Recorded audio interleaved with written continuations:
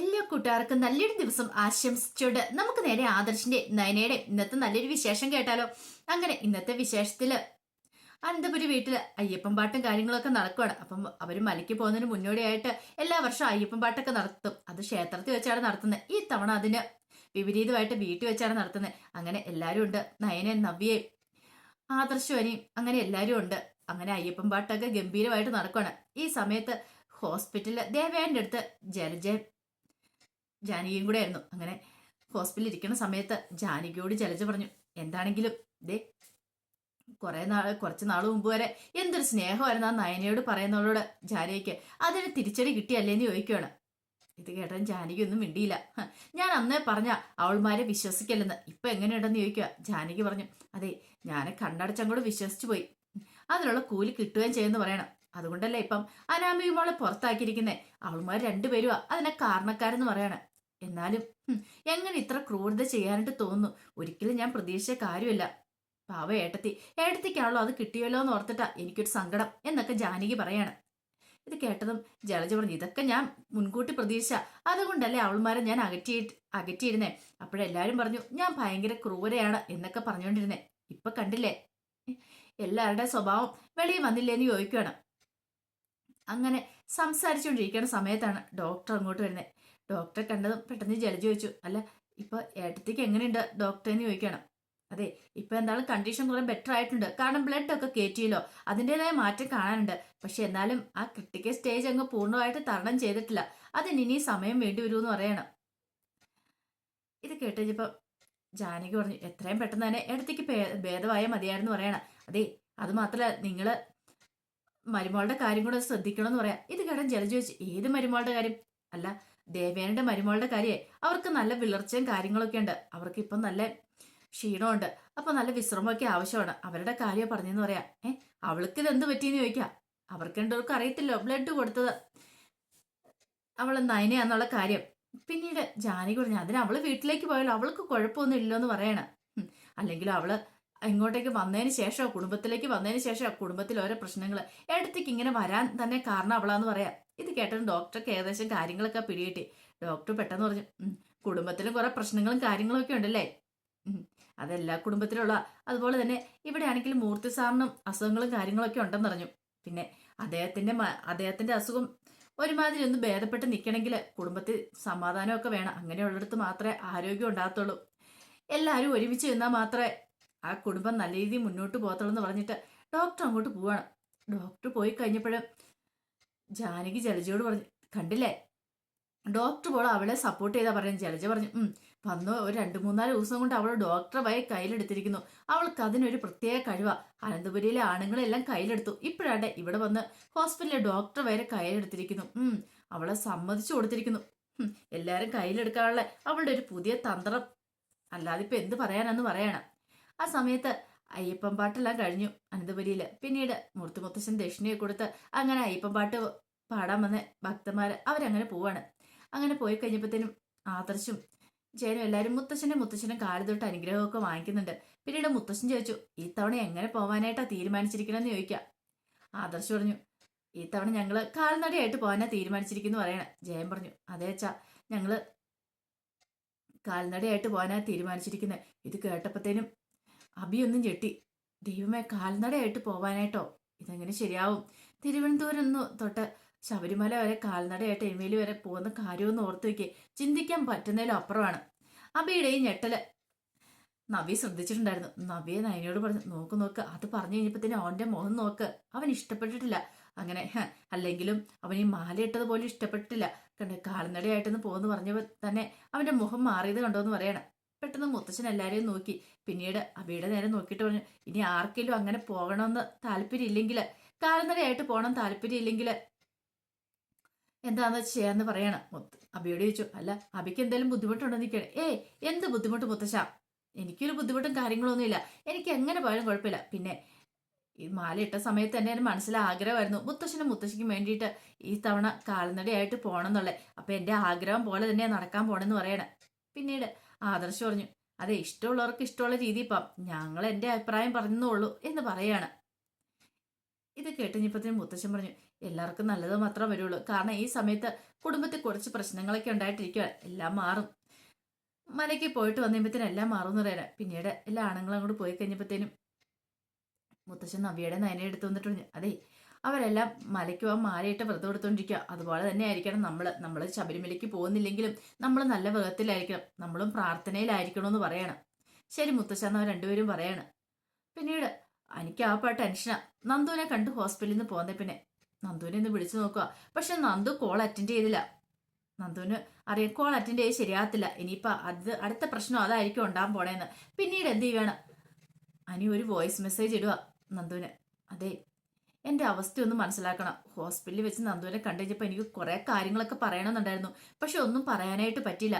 എൻ്റെ വിഷമങ്ങൾ എൻ്റെ ബെസ്റ്റ് ഫ്രണ്ടായ നന്ദുവിനോടല്ലാതെ പിന്നെ ആരോടാ പറയാൻ പറ്റുക? അതെ എൻ്റെ അനാമികനെ കല്യാണം കഴിഞ്ഞെന്നുള്ളൂ. ഇതുവരെയായിട്ട് ഞാനും അവളും തമ്മിലൊരു കുടുംബജീവിതം ഉണ്ടായിട്ടില്ല. ആദർശേണ്ണൻ നയനെടുത്ത് എങ്ങനെയാണോ കല്യാണം കഴിഞ്ഞതിന് ശേഷം വീട്ടിലുണ്ടായിരുന്നേ അതേ സ്ഥിതിയിൽ തന്നെയാണ് ഇപ്പം ഞാനും അനാമികയെ. ഇതുവരെയായിട്ട് എനിക്ക് അവളെ അംഗീകരിക്കാൻ പറ്റിയിട്ടില്ല. അതിന് വ്യക്തമായ കാരണമുണ്ട് നന്ദു. അവൾക്ക് എന്നെ വേണ്ട, ഈ കുടുംബത്തിന് പണവും പ്രതാപവും ഒക്കെ മാത്രം മതി. അങ്ങനെ കയറി വന്നവളെ അവള്. ഒരിക്കലും എനിക്ക് അവളെ അംഗീകരിക്കാൻ പറ്റുന്നില്ല. ഇനി എൻ്റെ മുന്നോട്ടുള്ള ജീവിതം എങ്ങനെയാണെന്ന് അറിയില്ല. ഞാൻ മലയ്ക്ക് പോകാൻ മാലയിട്ടത് തന്നെ അറിയാലോ, എൻ്റെ കുടുംബത്തിലെ പ്രശ്നങ്ങൾ തീരാനായിട്ടാ. വല്യമ്മയുടെ അസുഖങ്ങൾ പറയണം. അതോടൊപ്പം തന്നെ മറ്റൊരു പ്രാർത്ഥനയുണ്ട്. ഒരു പക്ഷെ എനിക്ക് ചേരുന്ന മരുമകൾ അല്ലെങ്കിൽ അവൾ എൻ്റെ ജീവിതത്തിൽ നിന്ന് ഒഴിവായി പോണമെന്ന് പ്രാർത്ഥിച്ചോണ്ടാണ് ഞാൻ മാലയിട്ടത്. എനിക്ക് പ്രാർത്ഥിക്കാനല്ലേ പറ്റുള്ളൂ, വേറൊന്നും ചെയ്യാൻ പറ്റില്ലല്ലോ. ഒരു പക്ഷേങ്കിൽ എൻ്റെ ജീവിതം ഇങ്ങനെയാ മുന്നോട്ട് പോകുന്നെങ്കിൽ ഞാൻ ചിലപ്പോൾ എന്തെങ്കിലും കടുകൈ ചെയ്യും, അല്ലെങ്കിൽ ഈ വീട്ടിൽ നിന്ന് എങ്ങോട്ടെങ്കിലും ഇറങ്ങിപ്പോവും. അത് ഞാൻ തീരുമാനിച്ചുറപ്പിച്ച കാര്യമാണ്. ഇതെനിക്ക് നിന്നോടല്ലാതെ വേറെ ആരോടും പറയാൻ പറ്റില്ല. എൻ്റെ പ്രശ്നങ്ങളൊക്കെ മനസ്സിലാക്കാൻ പറ്റുന്ന ഒരാളാണല്ലോ നീ, എൻ്റെ സങ്കടങ്ങളും വേദനകളും ഒക്കെ. അതുകൊണ്ടാണ് നിനക്ക് ഞാൻ മെസ്സേജ് ഇടുന്നത് എന്ന് പറയണം. ഇത് നന്ദുവിന് കിട്ടി. നന്ദു അത് കേട്ട് കഴിഞ്ഞപ്പോഴത്തേനും നന്ദുവിന് വല്ലാത്ത വെപ്രാളം. അവൻ വല്ല കടുകൈ ചെയ്യുവോ വീട്ടിൽ നിന്ന് ഇറങ്ങിപ്പോവോ ചെയ്താൽ അതോടുകൂടി തീർന്നില്ലേ. പെട്ടെന്ന് നന്ദു അനിയെ വിളിക്കുവാണ്. അനി ആ വിളി കാത്തിരുന്ന പോലെ പെട്ടെന്ന് കോൾ എടുക്കുവാണ്. പിന്നീട് നന്ദു പറഞ്ഞു, അനി എന്തൊക്കെ ഈ വോയിസ് മെസ്സേജ് ഇട്ടേക്കണമെന്ന് ചോദിക്കുകയാണ്. ദേ അനി ഇതൊന്നും ശരിയല്ല കേട്ടോ എന്ന് പറയാണ്. നീ എന്താ ഇങ്ങനെയൊക്കെ ചെയ്യുന്ന ചോദിക്കുക. അനി പറഞ്ഞു, പിന്നെ ഞാൻ എങ്ങനെ ചെയ്യണമെന്നാ നന്ദു പറയണേ. നന്ദുവിനറിയാലോ എൻ്റെ വിഷമങ്ങളും വേദനകളൊക്കെ സഹിക്കാൻ പറ്റുന്നതിൻ്റെ മാക്സിമം ഞാൻ സഹിച്ചാൽ മുന്നോട്ട് പോയിക്കൊണ്ടിരിക്കണേ. ഇത് കേട്ടതും നന്ദു പറഞ്ഞു, ദേ അനിയുടെ ജീവിതത്തിലേക്ക് ഞാൻ വരാത്തതിൻ്റെ പ്രധാന കാരണം അറിയാലോ, എൻ്റെ ചേച്ചിമാരുടെ ജീവിതം കണ്ടിട്ട് തന്നെയാണ്. അവരുടെ ലൈഫ് അങ്ങനെയായിരുന്നു അവിടെ. അപ്പം ഞാനും കൂടെ അങ്ങോട്ട് കടന്നു വന്നിട്ടുണ്ടെങ്കിൽ അനിയുടെ ജീവിതം ദുസ്സഹമാകും ഉണ്ടായിരുന്നുള്ളൂ. ഇത് കേട്ടത് അനി പറഞ്ഞു, അതൊക്കെ വെറും തോന്നൽ മാത്രമല്ലേ, കുറച്ച് നാളൊരു പൊട്ടിത്തെറിയും കാര്യങ്ങളൊക്കെ ഉണ്ടാവും, അതിനു മുമ്പ് നേരെ ആകുമായിരിക്കും. പക്ഷേങ്കിൽ ഇപ്പം കണ്ടില്ലേ എൻ്റെ ജീവിതം ഒരു ദുരിതപൂർണ്ണമായ മുന്നോട്ട് പോയിക്കൊണ്ടിരിക്കണേ. ഇനിയിപ്പോൾ ആർക്കും നന്നാക്കാൻ പറ്റില്ല. ഒരു പക്ഷേങ്കിൽ നാളെ ഒരിക്കൽ എല്ലാം ശരിയാവുമെന്ന് വിശ്വാസത്തോടെ മുന്നോട്ട് പോകുന്നത്.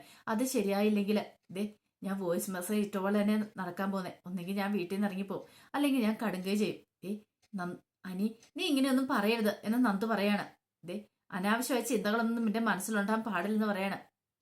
നന്ദുവിന് അറിയത്തില്ലാത്ത നന്ദു കല്യാണം കഴിഞ്ഞതിന് ശേഷം ഞാൻ അനുഭവിക്കുന്ന വേദന എന്താന്ന്. ഇവിടെയുള്ള എല്ലാവർക്കും വേണ്ടിയാണ് ഞാൻ അങ്ങനെ ഒരു കാര്യം ചെയ്തത്. പക്ഷേങ്കിൽ ഇപ്പം ഞാൻ ആകെപ്പാടെ ഒറ്റപ്പെടുന്നൊരു ഫീലാണ് എനിക്ക് തോന്നുന്നത്. ആരും എനിക്കില്ലാത്ത പോലെ എല്ലാം എനിക്ക് ഷെയർ ചെയ്യാനായിട്ട് നന്ദു ഒരാളെ ഉള്ളെന്നൊരു ചിന്ത എൻ്റെ മനസ്സിലുണ്ട്. അതുകൊണ്ടാണ് ഞാൻ നന്ദുവിനെ ഫോൺ വിളിക്കുന്നത്, ഇടയ്ക്ക് എൻ്റെ വിഷമങ്ങളൊക്കെ പറയാൻ വേണ്ടിയിട്ട്. പക്ഷെ നന്ദുവും കൂടെ കോൾ എടുത്തില്ലെങ്കിൽ എനിക്ക് ആപ്പടെ പ്രാന്ത് പിടിക്കും.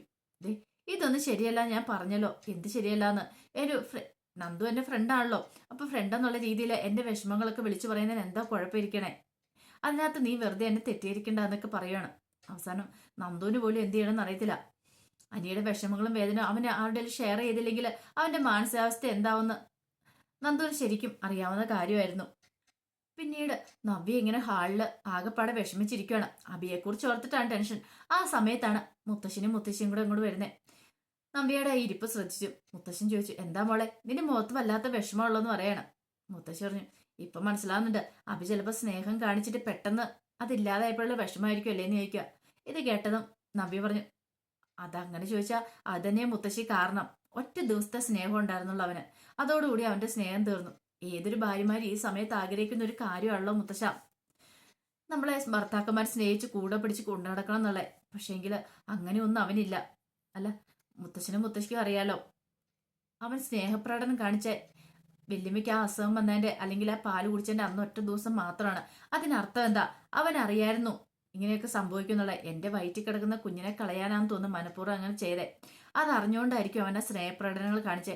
ഒരു പക്ഷേങ്കില് ഞാനായിരുന്നു ആ പാല് കുടിച്ചെങ്കില് എന്താ സംഭവിക്കാൻ പോകുന്നേ? ഒന്ന് ചിന്തിച്ചു നോക്കിയേ. എന്റെ അവസ്ഥ എന്തായി തീരുമായിരുന്നു.